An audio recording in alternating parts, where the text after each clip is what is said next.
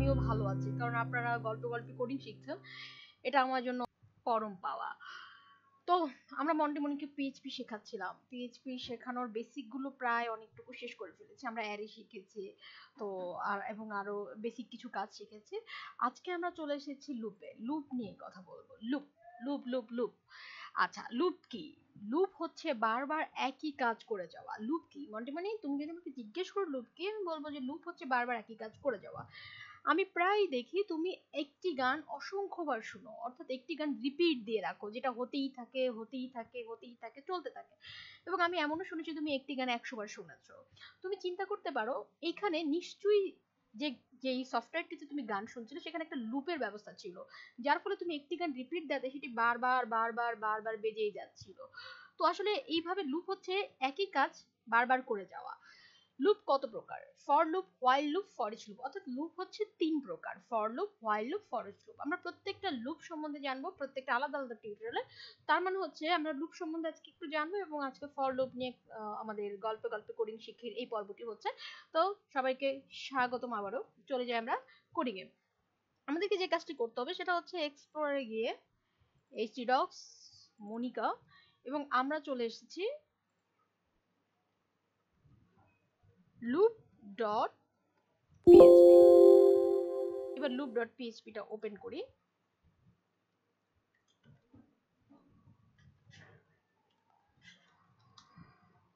আমাদের লুপ 3 প্রকার, সেই লুপগুলোর প্রথমটা শিখবো আজকে আমরা, ফর লুপ। ওকে, ঠিক আছে, ফর লুপ। ফর লুপ কি, এটা নিয়ে কাজ করব। লুপ কেমন, যেমন আমি ধরি আমাকে কেউ একজন বললো 1 থেকে 100 পর্যন্ত লিখতে। ফর লুপটা আমি কেন ব্যবহার করব, কি দিয়ে ব্যবহার করব, তার জন্য একটু উদাহরণ দিই। কেউ আমাকে বললো যে 1 থেকে 100 পর্যন্ত লিখো, তখন আমি কি করব? ইকো 1, ইকো 2, ইকো 3, অসংখ্যবার লিখতে হবে, 3 বার লিখে হাঁপিয়ে গেছি, বাকি 100 বার লিখে কিভাবে সম্ভব আমি জানি না। তো আমরা যদি এটা একটু দেখে আসি, লোকাল হোস্ট, তারপর হচ্ছে মনিকা, এবং হচ্ছে লুপ ডট পিএইচপি। আচ্ছা, loop dot PHP, LOOP dot PHP, loop dot PHP. আচ্ছা, 1 2 3, তার মানে আমরা দেখতে পাচ্ছি এগুলো এসেছে। এভাবে আমার 100 বার লিখতে হবে যদি 1 থেকে 100 বার কেউ আমাকে কাজ দেয়। তোমার মন্টিমনি তুমি আমাকে বললো যে 1 থেকে 100 পর্যন্ত পিএইচপি তে লিখো, আমি কিভাবে লিখবো? এভাবেই তো লিখবো না? না, মোটো আমি এভাবে লিখবো না। যেহেতু লুপ আছে এবং ফর লুপের মাধ্যমে কোনো কিছুকে গণনা করা হয়, তাহলে আমি ফর লুপ দিয়ে লিখবো। ফর লুপ লেখার নিয়ম হচ্ছে for, first bracket, then second bracket. প্রথমেই ফর লুপে যেটা হয় সেটা হচ্ছে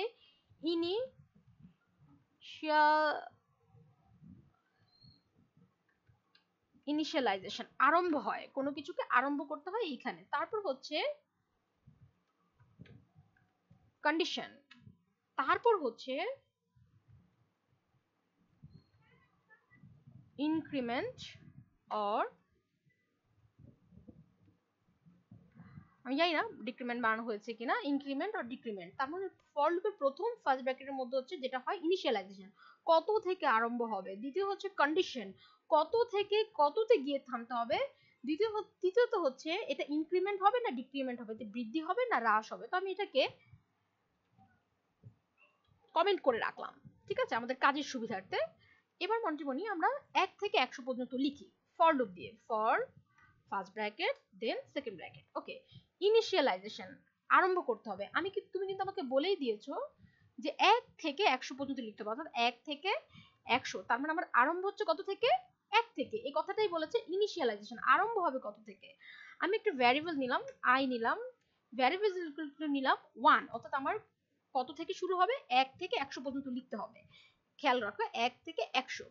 তার মানে হচ্ছে আমার এখানে ইনিশিয়ালাইজেশন, ফরের প্রথমেই লিখতে হয় ইনিশিয়ালাইজেশন। আমি শুরু করে দিলাম, আমি বললাম যে আমার ঘটনাটা শুরু হবে 1 থেকে। কন্ডিশন, কততে গিয়ে থামবে? 1 থেকে 100, অর্থাৎ আই এর মান is greater than 100। Is less than or is equal to 100, অর্থাৎ i এর মান 100 এর চেয়ে ছোট হতে পারে অথবা সমান হতে পারে। যদি এই শর্তটা এইরকম হয় যে i এর মান ইজ লেস দেন 100, অর্থাৎ i এর মান 1 থেকে শুরু হয়ে 99 98 যে কোনো জায়গায় থেমে যেতে পারে, অর্থাৎ i এর মান 100 থেকে ছোট হবে। আমি বলছি i এর মান 100 থেকে ছোট হতে পারে অথবা সমান হতে পারে, এই যে এতটুকু, এটা হচ্ছে শর্ত। i এর মান 1 থেকে শুরু হবে কিন্তু থামবে কততে গিয়ে, i এর মান 100 তে গিয়ে থামতে পারে বা তার চেয়ে ছোট হতে পারে। শেষ, কন্ডিশন শেষ। এবার হচ্ছে আচ্ছা, 1 থেকে 100 হতে হলে বাড়তে হয় না কমতে হয়, অর্থাৎ ইনক্রিমেন্ট হবে না ডিক্রিমেন্ট হবে? মন্টিমণি তুমি তো অঙ্কটা জানোই, 1 থেকে 100 হতে গেলে অর্থাৎ 1 2 3 4 5 6, 1 থেকে 100 হতে গেলে বাড়তে হয়, কোনো কিছুকে কি করতে হয়, বাড়তে হয়। আমরা যে ভ্যারিয়েবলটি নিয়েছি i, এটাকে আমরা দিব প্লাস প্লাস, অর্থাৎ 1 করে বাড়বে। কত করে বাড়বে?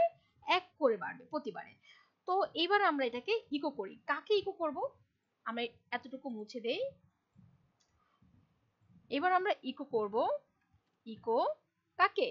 ডেফিনেটলি i কে, এই ভ্যারিয়েবলের মাধ্যমে নিয়েছি i, ঠিক আছে, শেষ করলাম। এটাকে আমরা একটা কাজ করি, এবার রিলোড দেই। মারহাবা মারহাবা, খুব সুন্দর হয়েছে, কিন্তু আমাদের একটা ব্রেক দরকার। ডট, আমি একটা ব্রেক নিয়ে নিচ্ছি, বিআর কনক্যাটিনেশন করা আমরা জানি, ঠিক আছে। i এর মান 1 যখন হবে তখন একটা ব্রেক নিবে, যখন 2 হবে তখন একটা ব্রেক নিবে, তার মানে হচ্ছে এই i এর মধ্যে যখন 1 আসবে তখন একবার একটা ব্রেক নিবে, যখন 2 আসবে তখন একটা ব্রেক নিবে। এবার আমরা যদি এটাকে দেখি, ওয়াও, i এর মান কততে এসেছে? 100 পর্যন্ত চলে এসেছে। দেখেছো মন্টিমণি, আমরা কত সহজে ফর লুপের কাজ করলাম, ইনিশিয়ালাইজেশন, কন্ডিশন, ইনক্রিমেন্ট আর ডিক্রিমেন্ট। i এর মান 100 থেকে 1 হতে গেলে i এর মান, আচ্ছা, আমাদের লুপটা 100 থেকে 1 এ আসবে, তার মানে হচ্ছে উল্টো লুপ ঘুরবে। তাহলে আমাদের আরম্ভটা কত হতে হবে? 100 থেকে 1 এ আসবে, আরম্ভ কত হবে? 100 থেকে। আমি উপরে দেখতে চাচ্ছি কত থেকে, আগে দেখতে চেয়েছি 1 থেকে 100, এবার আমি দেখতে চাচ্ছি 100 থেকে 1, তার মানে এটা লিখে রাখি, আরম্ভ হচ্ছে কত থেকে? 100 থেকে। এবার i এর মান কি করবে? i এর মান উল্টো চাকায় ঘুরবে, শর্তটা ঘুরবে, i এর মান কততে এসে থামবে? 1 এ এসে থামবে, 1 এ। তার মানে তখন i এর মান কি হবে? i এর মান is greater than or is equal to, অর্থাৎ i এর মান যদি লেস দেন হয়, i এর মান যদি লেস দেন হয়, 1 এর চেয়ে লেস কি ছোট, মানে 0 হয়ে যাবে, তার মানে i এর মান কি আসতে হবে? একে একে থাকতে হবে অথবা একের চেয়ে বড় হতে হবে। হ্যাঁ, i এর মান কততে আসবে? i এর মান শুরু হবে 100 থেকে, হয় একে আসবে, নয়তো একের চেয়ে বড় হবে, ঠিক আছে। 100 থেকে 1 পর্যন্ত যেতে হলে এটাকে বাড়তে হবে না কমতে হবে? অবশ্যই কমতে হবে, ঠিক আছে, ডিক্রিমেন্ট। এবার এসে আমরা রিলোড দেই। আচ্ছা, আমরা এটাকে মুছে নিই, ঠিক আছে, আমরা এটাকে মুছে ফেলি, তারপর হচ্ছে আমাদের ইরোরটা থাকবে না। i এর মান কত শুরু হয়েছে? 100 থেকে 1 পর্যন্ত চলে এসেছে, কি বোঝা যাচ্ছে? আচ্ছা, এইভাবে আমরা কাজ করতে পারি। তারপর হচ্ছে আমরা আরো একটা ভাবে কাজ করতে পারি, সুন্দরভাবে কাজটা করতে পারি, সেটা হচ্ছে কেউ আমাকে বলল 100 থেকে 1 থেকে 100 পর্যন্ত, অর্থাৎ 1 থেকে 100 পর্যন্ত একটি, ধরুন কেউ আমাকে বললো 1 থেকে 100 পর্যন্ত যতগুলো জোড় সংখ্যা আছে জোড় সংখ্যা বের করতে। তো 1 থেকে জোড় সংখ্যা শুরু হয় কত থেকে? 2 থেকে, ঠিক আছে। তাহলে আমরা এখানে চলে যাই, আরম্ভ হবে কত থেকে? জোড় সংখ্যা দেখতে চাচ্ছি 2 থেকে, ঠিক আছে। এখানে কন্ডিশনটা ঠিকই থাকবে, কারণ হচ্ছে 100 তে গিয়ে থামবে, ঠিক আছে, হয় 100 আগে থামবে অথবা 100 তে গিয়ে থামবে। এখন i এর মান প্রতি পদে কত করে বাড়তে হবে যদি আমি জোড় সংখ্যা বের করতে চাই? 2 থেকে শুরু হবে, জোড় সংখ্যা কত? 2 প্লাস 2 কত হয়? 4, তার মানে প্রতি পদে কত করে বাড়তে হবে? 2 করে, প্লাস 2 ইজ ইকুয়াল টু হচ্ছে 6, তার মানে প্রতি পদে কত করে বাড়তে হবে? 2। ঠিক এই নরমাল সূত্রটাই আমরা এখানে লাগিয়ে দেই, যে ইজ ইকুয়াল টু 2, i এর মান প্রতি পদে কত করে বাড়বে? 2 করে বাড়বে। তো এবার আসি, 2 4 6 সব জোড় সংখ্যা। একইভাবে বিজোড় সংখ্যা, বিজোড় সংখ্যা শুরু হয় কত থেকে? 1 থেকে, ঠিক আছে। এখন 1 থেকে বিজোড় সংখ্যা শুরু হচ্ছে, 100 কন্ডিশন ঠিকই আছে, 100 তে গিয়ে থামবে, 100 এর মধ্যে যত বিজোড় সংখ্যা আছে আমি বের করতে চাচ্ছি। এখন এইখানে বিজোড় সংখ্যা কত? 1, 1 প্লাস 2 ইজ ইকুয়াল টু কত আসে? 3, 3 প্লাস 2 ইজ ইকুয়াল টু কত আসে? 5। তার মানে বিজোড় সংখ্যা বের করতে হলে i এর মান কত করে বাড়তে হয়? 2 করে। তো আমরা এই শর্তটা চেঞ্জ হচ্ছে না, 2 করে বাড়ছে। এবার আসি, 1 3 5 7 9 এরকম। তার মানে আমরা i দিয়ে 1 থেকে 100 পর্যন্ত গুনলাম, 100 থেকে 1 পর্যন্ত গুনলাম, জোড় সংখ্যা বের করলাম, 100 পর্যন্ত বিজোড় সংখ্যা বের করলাম। আমরা কত সহজে একটা যে কাজ বারবার করতে পারি, অথবা কত সহজে অঙ্কগুলো করে ফেলতে পারি ফর লুপ দিয়ে। তুমি কি বুঝতে পেরেছো? নিশ্চয়ই বুঝতে পেরেছো, যেহেতু আমরা গল্পে গল্পে বলেছি, তার মানে তোমার বুঝতে সুবিধা হয়েছে। পরবর্তী পর্বে দেখা হচ্ছে।